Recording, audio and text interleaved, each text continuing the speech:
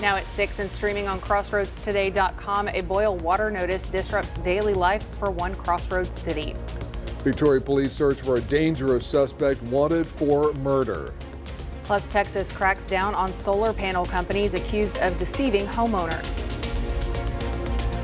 We have a thunder shower rolling right across the city right about now. A little rain, a little thunder out there, but this is not going to last very long. That's going to go down in the next 30 minutes. Then we'll take a look at what's happening over the weekend, because that's interesting, coming in from the Pacific. All that coming up in a moment. And the Calhoun Sand Crabs look to regroup and get a big-time win versus the Sinton Pirates. To preview this game, well, Friday night later on. You're watching 25 News Now at 6. Good evening and thank you for joining us. I'm Shauna Curry. And I'm Don Brubaker. A warrant has been issued for a murder suspect in connection to a weekend shooting on Lone Tree Road. Victoria police say 31-year-old Charles Lee Brazil is wanted in connection to the death of Tyler Gez. Anyone with information on Brazil's whereabouts should contact Victoria Crime Stoppers at 361-572-4200. That hotline is available 24 hours a day and callers can remain anonymous. The Texas Department of Criminal Justice is looking for a parolee who once lived in Victoria. A warrant is out for Lamar Deshawn Sterling after officials say he failed to follow the terms of his supervision. Sterling had been released after serving time on a conviction. If you know where he is, call 1-866-680-6667. The man accused of shooting and killing an 11-year-old boy playing Ding Dong Ditch in Houston appeared in court Wednesday. A judge set bond for Gonzalo Leon Jr. at $1 million. The Harris County District Attorney spoke out about the case the day before to reporter Len Cannon. When I was growing up, you didn't get murdered for playing Ding Dong Ditch. Harris County District Attorney Sean Tier talking about the shooting that took the life of 11-year-old Julian Guzman. He says investigators put together pieces of evidence to make an arrest, in part based on an eyewitness, Julian's cousin, who was knocking on doors with him that night.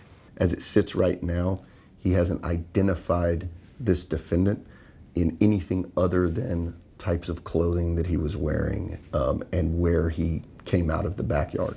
The suspect, Gonzalo Leon, was questioned the night of the shooting, but so far, he's not talking. So that night, he was questioned, didn't say what happened, how it happened, if he did anything. Correct. He's admitted to nothing. Correct. Tier says another crucial piece of evidence is Julian's cell phone. Investigators say he was recording when he knocked on the suspect's door and ran. Police say you can hear shots fired on the phone, and sadly, Julian gasping for air after he was hit. There is no way that little boy was posing a threat to the defendant or anyone in his house, and he was running away, and he was on a public street. This is not a manslaughter. This isn't a stand your ground. It's murder. This is a murder. The judge said she set the bond so high because more serious charges, such as capital murder, could be added. If convicted, Leon could get between 5 and 99 years in state prison on this current murder charge. A possible charge of capital murder and conviction on that could bring a sentence of life in prison. There was an empty seat at Calhoun County Commissioner's Court this morning, a tribute to Precinct 1 Commissioner David Hall, who passed away Tuesday in his sleep. Hall took office in 2017 after retiring as a deputy with the Calhoun County Sheriff's Office. In his 26 years there, he poured his energy into projects that made a difference, from centralized dispatch to fighting beach erosion to improving local playgrounds. An autopsy has been ordered. It leaves a big void, a big hole in our county and in the Coastal Bend area and the state, because he was known throughout the state for the many grants that he got for our county. This has been a tough one. David was one of the best men I know. I've known him for probably over 20 years. When he was on the Sheriff's Department, and after becoming commissioner and sitting next to him on this court, I got really close with him. Commissioner Hall was 54 years old. He leaves behind a wife and children. The City of Victoria and Victoria County strike a deal to rebuild North Side Road under a single contractor. The city is funding the portion of the project within city limits, and the county is funding the portion outside of city limits. Tuesday, crews started making repairs on North Side Road in preparation for the reconstruction project. Full reconstruction work will begin September 8th, and the reconstruction is expected to finish by the end of the month. All right, more heat today. And then came the rain, and I'm still hearing thunder. Yes, it came down pretty hard. It sounded almost like a tropical storm out there, Mac. Yeah, but it's only going to last about 5 more minutes because it's moving through fairly quickly. In fact, let me get you a good look at it. There's a thunderstorm that came in right at 5 o'clock. Came down from Cuero right about there, and then it's already moving southward. So those of you in Bloomington, you're going to be dealing with that very soon. So is Calhoun County. But as far as the city is concerned, it's going to start to clear up. That was courtesy of the heating that we had today. Tomorrow is another very hot day. But then what about that Pacific tropical storm headed to Texas? All that coming up a little bit later on. Back to you.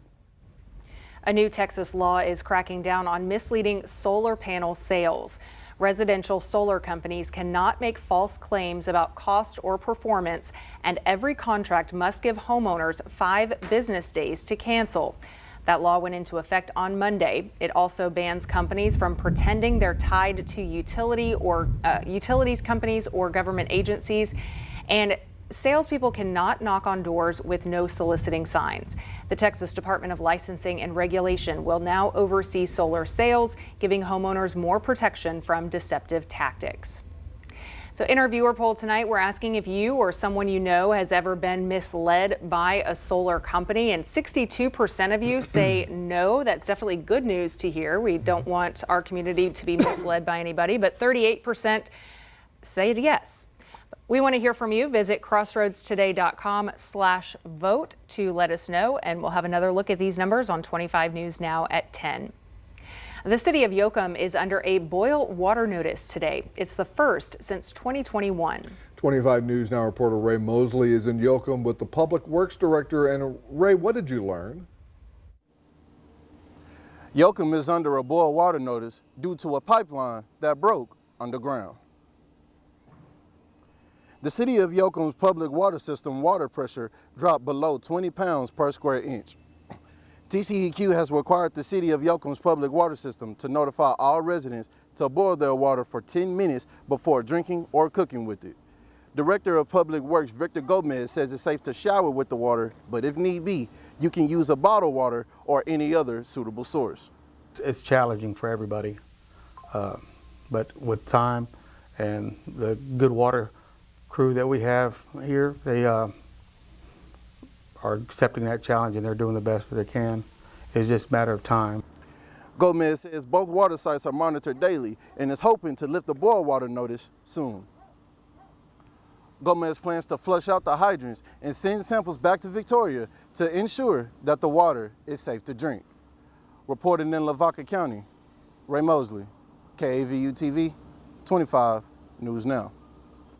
A public hearing will be held on the City of Cuero tax increase. The hearing will be next Monday, September 8th at the City of Cuero Council Chambers, 212 East Main Street at 5 p.m. The proposed tax rate is not greater than the voter approval tax rate. As a result, the City of Cuero is not required to hold an election in which voters may accept or reject the proposed tax rate. Texas lawmakers scrap a new measure allowing late voter registration changes. Lawmakers passed a bill earlier this year allowing voters to update their address at the polls and immediately vote on elections tied to that new residence, as long as the move was within the county. This bill walks that back. The Texas House passed a Senate bill Tuesday requiring voters to wait 30 days for an address change made at the polls to take effect. Their ballot that day would show races tied to their old address on file. Here are some of the top headlines in the Port Lavaca wave. Calhoun County commissioners partner with Seadrift for infrastructure repair. And the Port Lavaca City Council looks toward the future, discussing the city's 2026 comprehensive plan. To read these stories and more, go to portlavacawave.com. And remember to subscribe to our YouTube channel, Crossroads Today. Hit the like button and click the notification bell. Stay with us. Coming up on 25 News Now at 6, violence sparks new debate in major cities, how the White House plans to respond, and what local leaders are doing to push back. Also ahead, survivors unite to demand accountability, why lawmakers say the Epstein files must be released and what it could reveal.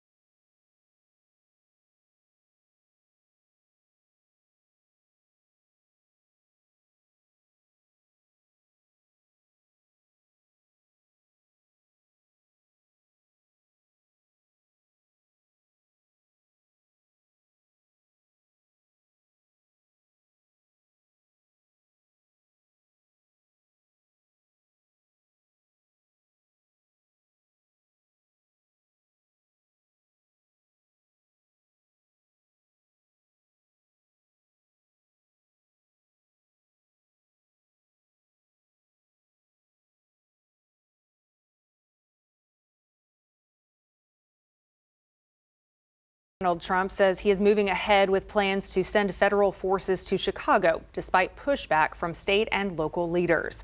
The White House confirmed armed troops will be deployed, but Governor J.B. Pritzker says he will fight it in court, and Mayor Brandon Johnson insists the city does not need troops, even after 58 people were shot over the Labor Day weekend.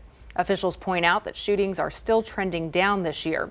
In Washington, D.C., Mayor Muriel Bowser has ordered the city to keep working with federal law enforcement after the takeover of the Capitol's police force ends later this month.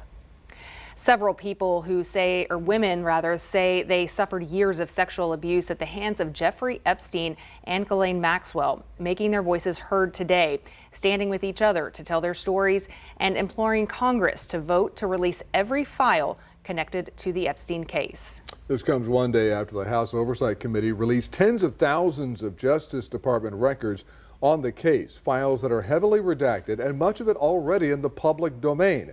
As Laura Aguirre reports, it's a move that falls short of the full transparency many lawmakers, survivors, and Americans are calling for.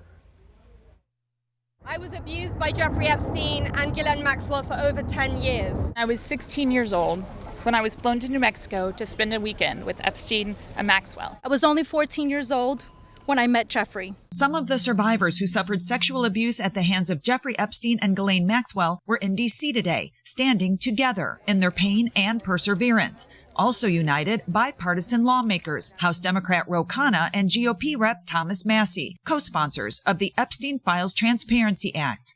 We're here not as partisans, we're here as patriots. The perpetrators are being protected because they're rich and powerful and political donors to the establishment here in Washington, D.C. Khanna and Massie are confident they'll get the Republican backing they need to force a vote on the full House floor to release all of the Epstein documents. If you vote no, your stance will be clear. Sky Roberts, the brother of Epstein victim Virginia Giuffre, who took her own life in April, had a stark message for lawmakers. You will be choosing to stand on the side of the rich and powerful, allowing money to buy your way out of the consequence. In the Oval Office, President Donald Trump dismissed calls to release all the files. But it's really a Democrat hoax because they're trying to get people to talk about something that's totally irrelevant to the success that we've had as a nation since I've been president. As for an alleged client list, this from an attorney for some of the survivors. I'm more than happy to assist in helping create the list behind the scenes and see what we do with it. I'm Laura Aguirre reporting. As of this afternoon, Khanna says he and Massie have 212 Democrats and 4 Republicans committed to backing their Transparency Act. They are too shy of the 216 total they need to force House Speaker Mike Johnson to take it to the full chamber for a vote. Russian President Vladimir Putin says he's willing to meet Ukrainian President Volodymyr Zelensky in Moscow. Putin made the offer in Beijing, saying former President Trump asked him to hold talks to help end the war. back when he was a former President Trump. Putin says he's never ruled it out but doubts it would achieve much. Ukraine dismissed the idea as unserious, citing multiple assassination attempts on Zelensky since the invasion began in 2022. Trump says he'll speak with Zelensky soon and warned Putin to arrange the meeting within 2 weeks or face consequences. That deadline is Friday.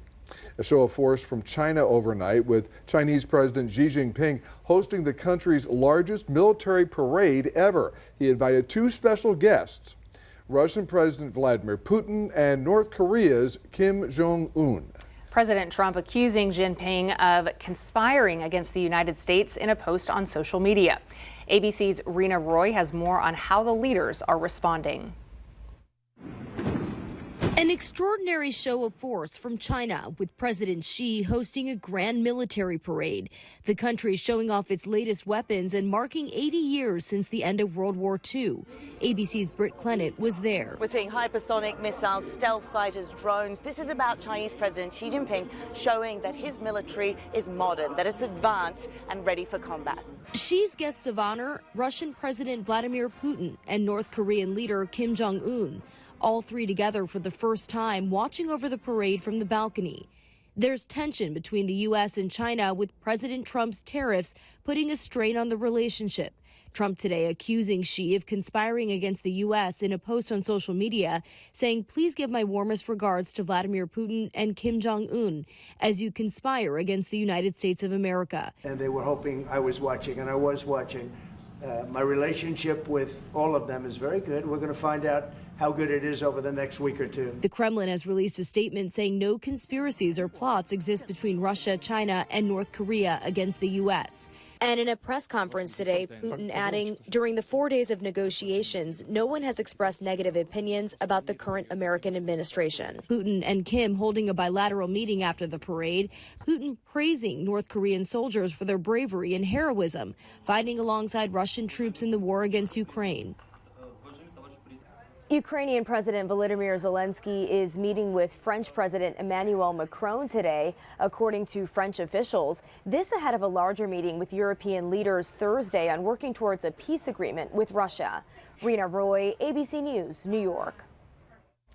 Here's some of the top headlines in the Cuero Record. Cuero police investigate downtown vandalism, and DeWitt County 4-H hosts an awards banquet. To read these stories and more, visit DeWittCountyToday.com.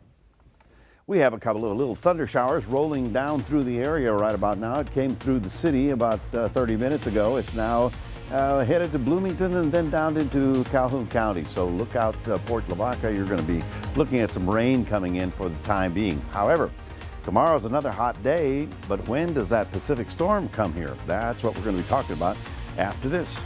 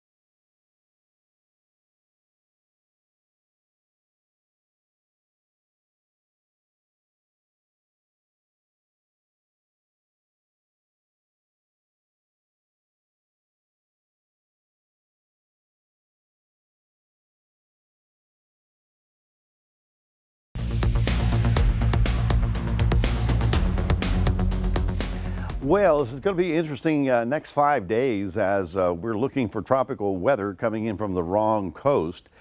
Today, of course, it was a very hot day. It was sunny and hot all day long. And then in the afternoon, the heating just triggered off those little showers that are rolling through. Those are going to collapse once the sun goes down. That's not the issue at all. Right about here, you can see how another strong cold front rolling into the Midwest. They're going to be looking at fall-like weather there very nicely. West Coast is getting rain, but it's rather warm right now. But this is the most important thing. A tropical storm on the Pacific coast is going to cross the mountains and the deserts and eventually make it into our area, and the forecast is holding pretty strong on that. Here you go. Here's the activity headed southbound. It's also raining up in the Matagorda County area, so Palacios, you're going to see some of that activity coming down. But again, that's not going to last very long. Now tomorrow, these are the high temperatures. We're looking at 100 degrees for us, 103 in Hallettsville, 106 out in Karnes City. Just try and stay cool the best you can. Now, in the Atlantic, we do have this potential system. It will be the Gabrielle storm, the G. But as of yesterday, we thought it would stay north. But now, all of a sudden, it's getting a little piece of the Lesser Antilles. So the Caribbean is going to have to watch out for that. But then it is expected to turn and not hit the U.S. mainland.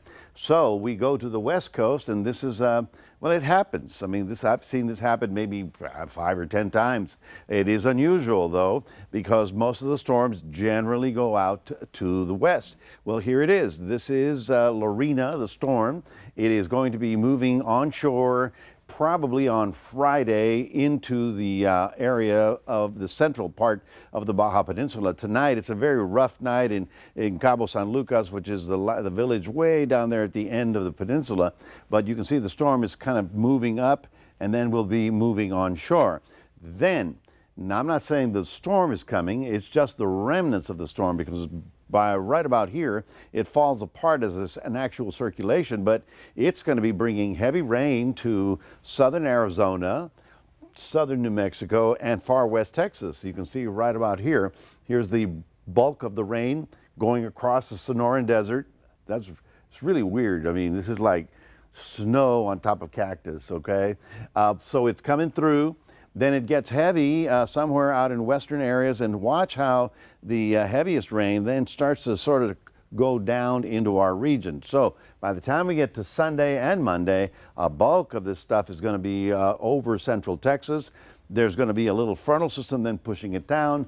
Combination of those two going to make it rather interesting around here. Now, tomorrow, whoa, hot and 98 down at the coast. Can you believe it? In Cuero, you're getting up to 101, lots of sun all day long. Very hot day coming up Thursday and Friday. Then Saturday is a transition day. That's when the clouds start rolling in. And by Friday, which is going to be great for football Friday night, but by Friday we will know about how much to get.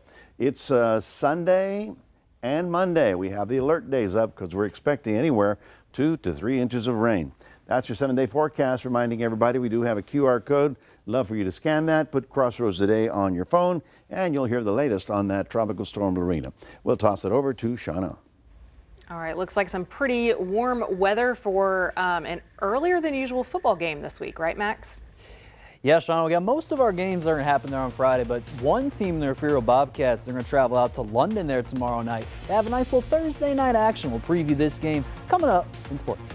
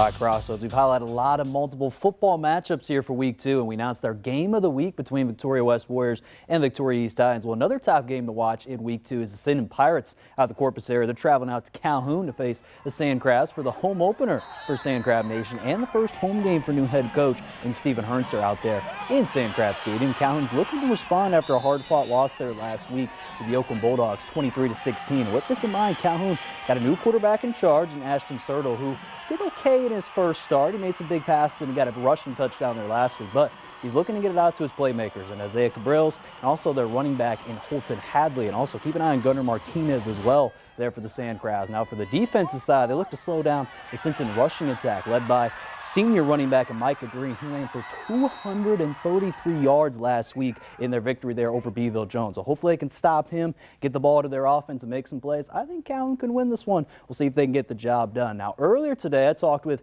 Calhoun head coach and Stephen Herntzer, who highlights how the team felt there in week 1 out there for our CFL podcast there week 2. So you want to hear the full conversation I had with Coach Herntzer, just go to CFL Podcast on Spotify or click the link below on Crossroads Today Facebook or Twitter page to see all the access for the CFL Podcast every week. Now, another game that's happening Thursday night is the Refugio Bobcats, the top-ranked team in the 2A area. They travel out to London in Corpus. The Bobcats last week beat Cotulla 48-6. They had big production from Xander Wills. You see there on your screen, who ran for 16 carries, 169 yards, and 4 touchdowns. And their quarterback, Ray Lewis, was 10 of 14 for 193 yards and 2 touchdowns there in last week's victory. And for London, they got a running back to keep an eye on as well there for tomorrow night. Jay Castaneda had 16 carries, 148 yards, 2 touchdowns in their week 1 victory versus the Bishop Badgers. So both teams, as you could tell, they rely on their running game. So I think the key is going to be which defense can stop the run there tomorrow night and make some big plays out there. Whether they get an interception, fumble recovery, we'll see what happens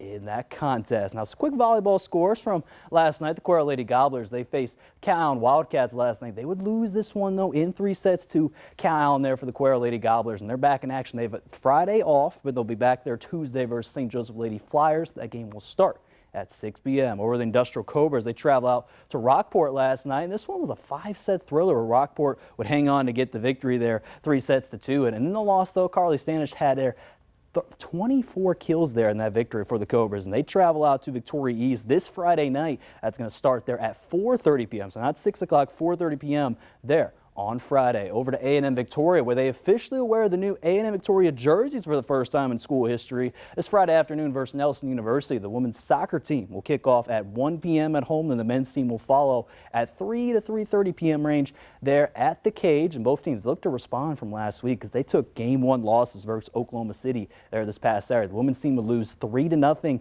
the men's team lost 5-0. So again, really talented team though in Oklahoma City, but see if they can regroup and again show their pride wearing the new A&M Victoria jerseys there this Friday. And finally, the Houston Astros, they battle the New York Yankees at 7:10 p.m. there later tonight. The Astros last night lost 7-1 to the Yankees. And again, just like a lot of these teams, hoping to regroup. So I'll give you the final score of that game for 25 News Now Sports at 10 p.m. That's going to do it here in sports. Don, Shauna, back to you.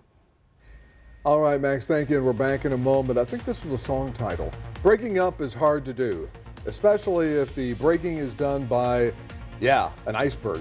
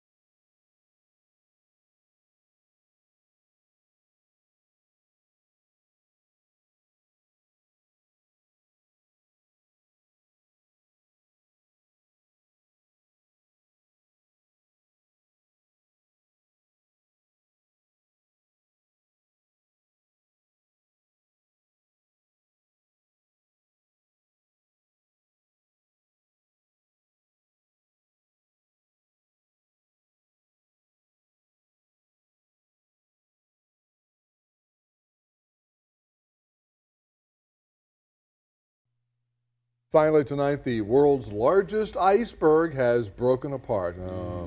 Scientists from the British Antarctic Survey say the iceberg, known as A23A, is rapidly breaking up into very large chunks. It weighed roughly 1.1 trillion tons and spanned more than 1,400 square miles. That's a size slightly bigger than Rhode Island. Now the megaberg was shrunk to about 650 square miles. That's about the size of London. Not the team that Max was talking about. The new world's largest iceberg is now D15A, which measures roughly 1,100 square miles. That is on the Antarctic coast near Australia. Those are some strange names. It really is. I mean, they're trying to figure out the words for it. I mean, I bet that was breaking up, made a lot of noise. But then who's around to hear it? Well, right. Antarctica, the penguins, I guess. But the thing is that now it's floating separate. Yeah. So it's going to melt faster. So that's why we're thinking that the seas are going to rise because of all that melt. So interesting development there. It's not exactly a good one either. Anyway, for us folks, the short term is very hot. Tomorrow about 100 degrees. On Saturday, we start, most of the day will be okay. The clouds will start rolling in Saturday. But Sunday, Monday, as that frontal system approaches, we have a pretty good chance for some significant rainfall. That's why we have the alert days already up. A lot of ice melting here as well in those temperatures. We'll take some more rain. All right, thank you, Mac. Thanks for joining us. We'll see you back here tonight for 25 News Now at 10.